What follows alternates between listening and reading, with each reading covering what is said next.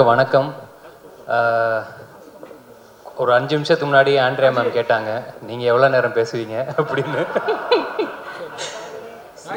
அது லாஸ்ட்டாக வரவங்க எல்லாருக்குமே அந்த ஒரு கரெக்டாக அந்த இடத்துல மாட்டிக்கிறோம், வேறு வழியும் இல்லை. வந்த எல்லாருக்குமே ரொம்ப ரொம்ப நன்றி. எங்கள் அழைப்பை ஏற்றுக்கிட்டு வந்த எங்கள் நண்பர்கள், ப்ரெஸ், மீடியா, டெலிவிஷன் நண்பர்கள், ஃபோட்டோகிராஃபர்ஸ், வீடியோகிராஃபர்ஸ் எல்லாருக்குமே ரொம்ப ரொம்ப நன்றி. லைட்டாக பதட்டமாக இருக்குது. ஏன்னா எப்பயுமே எந்த ஒரு ஸ்டேஜ் ஏறினாலும் டீம் எல்லாருமே என்னென்னா இங்கே இருப்பாங்க. ஸோ பக்கத்துலேயே ஆள் துணைக்கு இருக்காங்க அப்படின்னு ஒன்று இருக்கும். இப்போ தனியாக ஏதோ ஏற்றி விட்ட மாதிரி ஒரு லைட்டாக பதட்டமாக இருக்குது. நான் லைஃப்பில் நம்புகிற விஷயம் ஒரு விஷயம் ரொம்ப முக்கியமாக நம்புறது அன்னன்னைக்கு நாள் நல்லபடியாக போகணும், அன்னன்னைக்கு மிஷனை நல்லபடியாக முடித்து சந்தோஷமாக தூங்கினா போதும். அந்த குட்டி குட்டி விஷயங்கள் எல்லாமே சேர்த்து நம்ம போக வேண்டிய இடத்துக்கு நம்மளை கரெக்டாக கூட்டிகிட்டு போகும் அப்படின்ட்டு.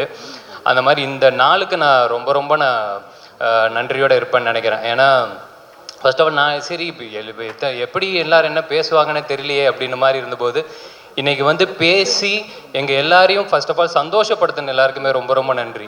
ஏன்னா இவ்வளோ ஹாப்பியாக நான் ஒரு ஆடியோ லான்ச்சு எனக்கு பர்சனலாக நான் பார்த்ததே இல்லை. ஸோ அதுக்கு ஃபர்ஸ்ட் ஆஃப் ஆல் ரொம்ப நன்றி. சேதுன்னு எனக்கு ரொம்ப நன்றி வந்ததுக்கு. ஏன்னா என்னோடய ஃபஸ்ட்டு நான் தேட்டரில் என்னோடய முகம் வந்தது அப்படின்னா பீஸா படத்தில் தான். ஸோ பீஸா படம் பார்த்துட்டு ஓகே, ஒன்றுமே இல்லாத ஒரு ஆளாக இருந்தாலும் டெஃபினட்டாக நம்ம உண்மையாக வேலை செஞ்சால் நம்ம ஆசைப்பட்டது நம்மளுக்கு நடக்கும் அப்படின்னு அந்த நம்பிக்கை எனக்குள்ளே விதைச்ச பல பேரில் சேதுன்னு ஒருத்தன். ஸோ அந்த நம்பிக்கை அன்னைக்கு அவர் விதைச்சதுக்கு ரொம்ப ரொம்ப நன்றி. வெற்றி சார் பற்றி கடைசியாக பேசலாம் அப்படின்னு வச்சுருந்தேன். ஆனால் இந்த படம் ஆரம்பித்ததே அங்கேருந்து தான், அவர்கிட்ட இருந்து தான். அதனால் நான் அங்கேருந்தே ஆரம்பிச்சிடலான்னு பார்க்குறேன். வெற்றி சார் ஆஃபீஸ்லேருந்து ஃபஸ்ட்டு ஒரு நாள் ஃபோன் வந்துச்சு, கால் பண்ணி கூப்பிட்டாங்க. சரி சாரை பார்த்துட்டா ஃபார்மலாக ஒரு 5-10 நிமிஷம் பேசிவிட்டு ஓகே கதை கேட்டுட்டு சொல்லுப்பா அப்படின்னு சொல்லி அமுச்சு விட்ருவார் அப்படின்னு நினச்சா சாரே தான் கதை சொன்னார். ஒரு ஹோல் க்ரக்ஸ் ஆஃப் த ஸ்டோரியை ஒரு ½ அன் ஹவரில் சொல்லி முடிச்சுட்டு அதுக்கப்புறம் ஒரு 1 மணி நேரம் 1.5 மணி நேரம் பேசியிருப்போம்னு நினைக்கிறேன். எனக்கு என்னென்னா ஒரு கதையை சார் இவ்வளோ நம்பி சொல்கிறார் அப்படின்னா அவர் அந்த கதை மேலே வச்சுருக்கிற நம்பிக்கை என்ன அப்படிங்கிறத மட்டும்தான் நான் நம்பினேன். அவர்கிட்ட நான் ஒன்று தான் நான் சொன்னேன், சார் நான் உங்களை நம்பி வரேன், நீங்கள் பார்த்துக்கோங்க சார் அப்படின்னு. அவ்வளோதான். இன்றைக்கி வரைக்கும் பார்த்துக்கிட்டு இருக்கீங்க சார், ரொம்ப நன்றி சார். அண்டு அதுக்கப்புறமேட்டு எனக்கு என்னென்னா ஃபஸ்ட்டு மீட்டிங்கில் ஒரு பெரிய ஆள்கிட்ட போகிற மாதிரி ஒரு ஃபீலிங்கே இல்லை. சில பேர்கிட்ட மட்டும்தான் நம்மளுக்கு அவ்வளோ டக்குன்னு பழக வராது. எனக்கு என்னென்னா ஒரு பாயிண்ட்டுக்கு அப்புறம் ரொம்ப ஜாலியாகிடுச்சு அவர் கூட பேசுகிறது. ஏன்னா ஒரு நாள் ஃபோன் பண்ணார், இல்லை சும்மா தான் அடித்தேன் அப்படின்னாரு. பரவாயில்லையே சார் சும்மா அடிக்கும்போது நம்மளுக்கு அடிக்கிறாருன்னா அவர் சும்மா சொன்னாராலாம் தெரில. எனக்கு அதெல்லாம் ஒரு மாதிரி பயங்கர ஜாலியாகிட்டு அப்புறம் நான் சும்மா இருக்கும் போதெல்லாம் அடிப்பேன். அப்புறம் சார் எப்போ சார் ஷூட்டிங் வரீங்க, வரலன்னா போர் அடிக்குது சார் அப்படின்ட்டுலாம் பேசி ஒரு பாயிண்ட்டுக்கு அப்புறம் எனக்கு என்னென்னா அவர் என்ன ஃப்ரெண்டாக நினச்சாரான்னு எனக்கு தெரியல. எனக்கு அது முக்கியமாக படலை, நான் அவரை ஃப்ரெண்டாக நம்பிட்டேன். ஓகே நம்ம இப்படியே போயிடலாம், அது ரொம்ப சந்தோஷமாக இருக்குது. ஏன்னா அவ்வளோதான். இந்த பஸ்ஸு போய் நின்றுருச்சு அப்படின்னா இதுக்கப்புறம் இந்த பஸ்ஸில் ஏற முடியுமாலாம் தெரியாது. அதனால ஜன்னலில் காற்று அடிக்கிற வரைக்கும் அந்த காற்றை ஃபுல்லாக வாங்கிடணும்னு மட்டும் நான் நம்பிட்டேன். சந்தோஷமாக இருந்தேன் சார். இந்த ஓவரால் ஜேர்னி ஆக்சுவலாக இன்றைக்கி ஒரு மாதிரி ஐயோ முடிய போதா அப்படின்னு மாதிரி இருக்குது. படம் ரிலீஸ் ஆக போகுதுன்னு சந்தோஷமாக இருந்தாலும் இது ஒரு பக்கம் இருக்குது. ஒரு நாள் சார் கொஞ்சம் டவுனாக இருந்தார். எனக்கு சொக்கண்ணனை பற்றி பர்சனலாக எனக்கு அவ்வளோவா தெரியாது, இந்த படத்தில் தான் அறிமுகம். சார் டவுனாக இருந்தார். என்ன சார் என்னாச்சு அப்படின்னு மாதிரினா, இல்லை நான் இந்த இண்டஸ்ட்ரிக்கு நானும் சொக்கும் ஆல்மோஸ்ட் ஒரே டைமில் தான் வந்தோம். நான் அசிஸ்டன்ட் டைரக்டராக வரும்போது சொக்கு அசிஸ்டண்ட் மேனேஜராக ஜாயின் பண்ணுறாரு. இன்றைக்கி இத்தனை வருஷம் கழித்து சொக்கு படம் பண்ணுறாரு. நல்லபடியாக அந்த படம் சேர்ந்துடணும், கரெக்டாக இதாகிடணும். ஏன்னா படத்தோட பிஸ்னஸ் அது இதுன்னு எல்லாத்தையுமே கொண்டு போய் கரெக்டாக லேண்ட் பண்ணிடணும். அது எல்லாமே ரொம்ப இதுவாக போயிட்டுருக்குன்னு சொல்லி ரொம்ப க்ரூஷியலான ஒரு சுச்சுவேஷனில் சொல்லிட்டு இருந்தார்.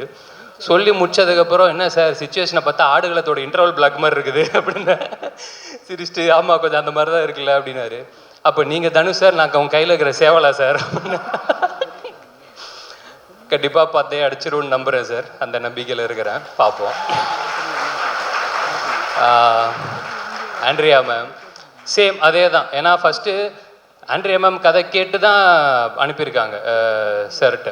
அப்படி இருக்கும்போது அவங்களும் ஒரு கதை கேட்டு ஓகே பண்ணியிருக்காங்க அப்படின்னா எனக்கு மற்ற எல்லாத்தையுமே தாண்டி நான் இன்னும் அந்த மனிஷி படமோ இல்லை பிசாசு டூவோ நான் பார்க்கல மேம். ஆனால் நிறைய பேர் சொல்லி நான் கேட்டுட்டேன், அதில் எக்ஸ்ட்ரானரியாக பெர்ஃபார்ம் பண்ணியிருக்கீங்க அப்படின்னு. ஸோ எனக்கு என்னென்னா, யாரோ ஒருத்தவங்க சொன்னாங்க, சாரி மிஸ் பண்ணிட்டேன்னு நினைக்கிறேன், இது எல்லாமே அதுக்கான ஆரம்ப புள்ளியாக இருக்கும்னு நான் நம்புகிறேன். ஸோ இதுக்கப்புறம் அது எல்லாமே பயங்கரமாக எல்லாமே ஒன்று கூடி வரும்னு நம்புகிறேன். ரொம்ப ரொம்ப நன்றி. எல்லோரும் சொன்ன மாதிரி என் அண்ணன்றது முக்கியமான கற்றுக்கிட்டது ஒன்று தான், போட்ட காசு ப்ரொடியூசருக்கு வந்து சேரணும் அப்படின்னு. அந்த விதத்தில் உங்களுக்கும் சொக்கண்ணனுக்கும் எல்லாமே நல்லபடியாக வந்து அமைஞ்சிரும் நான் கடவுளை வேண்டிக்கிறேன். அடுத்தது விக்ரமன் டைரக்டரு. இவ்வளோ அவர் நிறைய பேசுவாருன்னு தெரியும், ஆனால் என்னென்னா இன்னைக்கு கரெக்டாக பேசிட்டீங்க. நான் இந்த ஸ்டேஜில் பேசுகிறத இது லைவ்லாம் போகுதுன்னு நினைக்கிறேன் யூடியூப்பில், இதை சென்சார்லாம் பண்ண முடியாதடா அப்படின்னு நினச்சின்னு இருந்தேன். சூப்பர். என்னோடய ஆசை எல்லாமே ஒன்று தான் விக்ரமன், படம் நல்லபடியாக போகணும், ஒரு பெரிய ஹீரோ உங்களுக்கு கால் பண்ணணும், இப்போ இன்னும் பெரிய இடத்துக்கு நீங்கள் போகணும், அவ்வளோதான். மற்றபடி எனக்கு வேறு எந்த இதுவுமே கிடையாது. நிச்சயமாக அது நடக்கும்னு நான் நம்புகிறேன். ஜிவி ப்ரோ பற்றி எனக்கு சொல்கிறதோட ஒன்று கேட்கணும் அப்படின்னு இருந்தேன். ஒன்றும் இல்லை சார், எனக்கு இந்த ப்ரொமோஷன்ஸ்லாம் போயிட்டு இருக்கும்போது டைம் மேனேஜ்மெண்ட்லாம் எப்படி பண்ணுறீங்கன்னு என்னையவே கேட்டாங்க. எனக்கு என்னென்னா, ஒரு வேலை தான் பார்க்குறோம் நாங்கள், ஒரே ஒரு வேலை, அதை கரெக்டாக பண்ணி கொண்டு போய் சேர்க்குறதே போராட்டமாக இருக்கிற இந்த காலத்தில் நடிக்கிறீங்க, பாட்டு பாடுறீங்க, பாட்டு போடுறீங்க, இது கான்சர்ட் வேறு, எல்லாத்தையுமே முடிச்சுட்டு தூங்குறீங்களா சார்? தூங்குவீங்களா சார்? கரெக்டாக. ஓகே சார், உடம்பை பார்த்துக்கோங்க சார், பத்திரமா உடம்பு பார்த்துக்கோங்க. ஏன்னா இந்த ஆல்பம் டெஃபினட்டாக நீங்கள் சாருக்காக ஒத்துட்ருப்பீங்க. எனக்கு ரொம்ப ரொம்ப நம்மளுக்கு ஒரு ஒரு ஒரு சின்ன சின்ன ஆசை இருக்கும்ல சார், வாழ்க்கையில் இதெல்லாம் டிக் அடிச்சிடணும் அப்படின்ட்டு. ஜிவி சார் ஆல்பமில் நான் நடிச்சிட்டேன் அப்படின்னு எனக்கு அவ்வளோதான், அதை நான் டிக் அடிச்சிட்டேன். அதுலேயே எனக்கு பயங்கர சந்தோஷம். எனக்கு என்னென்னா, ப்ளஸ் அந்த சொன்னது உங்களுக்கு ஹிட் மிஷின் ஒரு பேர் வச்சுருக்காங்க தெரியும்ல சார், அந்த மிஷின் இந்த இந்த இந்த படத்தை நல்லா தள்ளிடும்னு நான் நம்புகிறேன். ஏன்னா எல்லா ஸ்டைல் ஆஃப் பாட்டும் இந்த படத்தில் அமைஞ்சது இன்னொரு ரொம்ப சந்தோஷமாக பார்க்குறேன். அவர் எப்படி எல்லா ஜானரும் பண்ணணும், அது ஹிட்டு கொடுக்கறது சாதாரண விஷயம் கிடையாது. ஏன்னா இப்போ அமரன் அது ஒரு ஜானரில் இருக்கும், இப்போ ரீசெண்டாக அந்த பராசக்தி சிங்கிள் ஆகட்டும், குட் பேட் அக்லி ஆகட்டும், ஒன்று வேறு இதில் இருக்கும்போது எக்ஸ்டர்னரி அதெல்லாம் பெர்ஃபார்ம் பண்ணி, எனக்கு என்னென்னா இந்த படத்தில் எல்லா ஸ்டைலேருந்து ஒரு பாட்டு அமைஞ்சதே ரொம்ப சந்தோஷம் சார். ஓவராலாக இந்த ஆல்பம் வந்து டெஃபினட்டாக மக்களுக்கு இன்னும் நல்ல படத்துக்கு அப்புறம் போய் சேரும் நம்புகிறேன். என்னோடய ஃபேவரெட் வந்து இந்த கடைசி பாட்டு வெற்றி வீரனே அப்படின்ட்டு. சார்கிட்ட நான் சார் இந்த பாட்டை எப்படியாவது விட்டுருங்க சார், இந்த பாட்டு போதும் சார். ஏன்னா அந்த பாட்டு எனக்கு தெரிஞ்சு படம் வந்ததுக்கப்புறம் ஒரு ஹீரோ ஒரு வில்லன் எல்லாத்தையுமே தாண்டி ஒரு காமன் மேனுக்கான ஒரு பாட்டாக இருக்கும்னு நான் நம்புகிறேன். எல்லா காமன் மேனும் உண்மையாக உழைக்கிற எல்லாருக்குமே அந்த பாட்டு போய் சேரும்னு நான் நம்புகிறேன். So thank you so much sir இந்த ஆல்பம்காக. அண்ட் அசார் மாஸ்டர், ரொம்ப ரொம்ப நன்றி மாஸ்டர். எந்த மாஸ்டர் கூட ஒர்க் பண்ணுறனாலேயே கன்ஃபார்மாக அசார் மாஸ்டர் கூட ஒர்க் பண்ணியே தீர்வேன்னு நான் சொல்லிட்டேன். அதாவது இது போதுன்றாருங்க, இது போதும் அப்படின்னு சொல்கிற ஒரு மாஸ்டர் எனக்கு அவ்வளோ சந்தோஷமாயிடுச்சு எனக்கு. ஏன்னா எனக்கு அந்த லொக்கேஷன் போனதே, நாங்கள் சீரியல் ஷூட் பண்ண லொக்கேஷன், அந்த கண்ணு மொழி பாட்டுக்கு அந்த லொக்கேஷன் போயிட்டு எனக்கு மாஸ்டர் கூட ஒர்க் பண்ணது எனக்கு ரொம்ப ஹாப்பி மாஸ்டர். டெஃபினட்டாக நம்ம நிறையா ஒர்க் பண்ணலாம். ரொம்ப ரொம்ப நன்றி. முக்கியமாக சதீஷ் ஸ்டெப்பு கொடுத்ததுக்கு ரொம்ப ரொம்ப நன்றி மாஸ்டர். அண்ட் ஆர்டி சார், நான் ஃபஸ்ட்டு ஒர்க் பண்ணுற ஒரு சீனியர் டிஓபி சார். எனக்கு எல்லாமே ஒரு மாதிரி ஃப்ரெண்ட்ஸு அப்படியே அந்த மாதிரி அமைச்சிட்டாங்க. எனக்கு என்னென்னா, ஒரு ஃபஸ்ட்டு படம் விக்ரமன், இப்போ தான் நம்ம வந்துக்கிட்டு இருக்கோம். ஒரு எல்லாத்தையுமே கரெக்டாக பார்த்துக்கிற, நல்லபடியாக அதை ஹேண்டில் பண்ணுற ஒரு ஆள் ஒன்று தேவை. ரொம்ப சூப்பராக பார்த்துக்கிட்டு எனக்கு இன்றைக்கி படம் பார்க்கும்போது, ட்ரெய்லர் பார்க்கும்போதே அந்த நல்ல ஒரு ஃபீலிங் இருந்துச்சு சார். ரொம்ப ரொம்ப நன்றி சார், எல்லாத்தையுமே டோட்டலாக காப்பாற்றி கொடுத்துட்டீங்க. தேங்க்யூ. அண்ட் ருஹானி, ரொம்ப ரொம்ப நன்றி. So happy to work with you. டெஃபினட்டாக உங்களுக்கும் நிறையா வாய்ப்பு வரணும்னு நான் வேண்டிக்கிறேன்.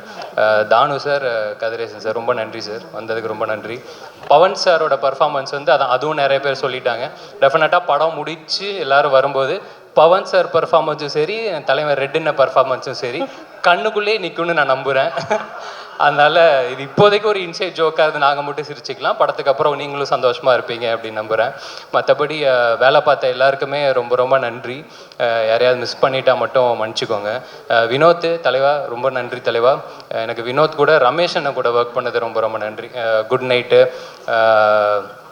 டூரிஸ்ட் ஃபேமிலியில் நான் நடிச்சிருப்பாப்பில், இப்போ கூட ஷூட்டிங் வர முடியலன்னு நினைக்கிறேன்.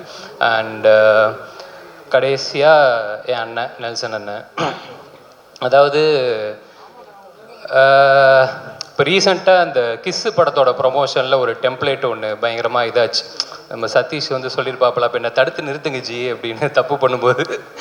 அந்த மாதிரி லைஃப்பில் முக்கியமான டைமில் என்னை தடுத்து நிறுத்தி கரெக்டாக ஆரம்பித்த இடத்துலேருந்து இப்போ வரைக்கும், இப்போ இந்த படத்துக்கு நான் எதுவுமே கேட்கல, ஆனால் கேட்டாலும் சரி கேட்கலாலும் சரி கூடவே இருந்து இப்போ வரைக்கும் பார்த்துக்கிட்டு, தெரில எத்தனை பேருக்கு இது அமையும் அப்படின்னு தெரியல. தேங்க்ஸ் சொல்லி சிம்பிளாக முடிக்கவும் முடியாது. ரொம்ப ரொம்ப நன்றிண்ணே வந்ததுக்கு எல்லாத்துக்குமே ஓவராலாக. மற்றபடி நவம்பர் 21 படம் ரிலீஸ் ஆகுது. அர்ச்சனாக்கா வந்து நாங்கள் டாக்டரில் அசிஸ்டன்ட் டைரக்டராக ஒர்க் பண்ணிகிட்டு இருக்கும்போது அப்போ தான் இன்னும் நல்ல பழக்கம். எனக்கு என்னென்னா ஆஸ் அ பர்ஃபார்மராக அண்ணன் சொன்ன மாதிரி அர்ச்சனாக்காக்கு நம்ம எந்த ஃபீடுமே கொடுக்க தேவையில்ல, அவங்கள்ட்ட கொடுத்துட்டு அவங்க வேலையை அவங்க சூப்பராக பார்த்துப்பாங்க அப்படின்ட்டு. உங்கள் பொட்டென்ஷியல் அளவுக்கு இந்த ரோல் நாங்கள் இது பண்ணோமா எனக்கு தெரிலக்கா. ஆனால் டெஃபினட்டாக இன்னொரு படத்தில் நிச்சயமாக பயங்கரமாக ஒர்க் பண்ணணும்னு எனக்கு ரொம்ப ரொம்ப ஆசை. நிச்சயமாக அதுவும் நடக்கணும்னு நம்புகிறேன். மற்றபடி அவ்வளோதாங்க. வந்திருக்கலருக்கு திருப்பி ரொம்ப ரொம்ப நன்றி. 21 படம் ரிலீஸ் ஆகுது. எல்லாரையும் சந்தோஷப்படுத்தும். ரொம்ப திருப்திகரமாக பார்த்துட்டு எல்லோரும் வீட்டுக்கு போவீங்க நம்புகிறேன். பார்த்துட்டு எப்படி இருக்குன்னு சொல்லுங்கள். எப்பவும் போல் கூட இருங்க. ரொம்ப ரொம்ப நன்றி. தேங்க்யூ.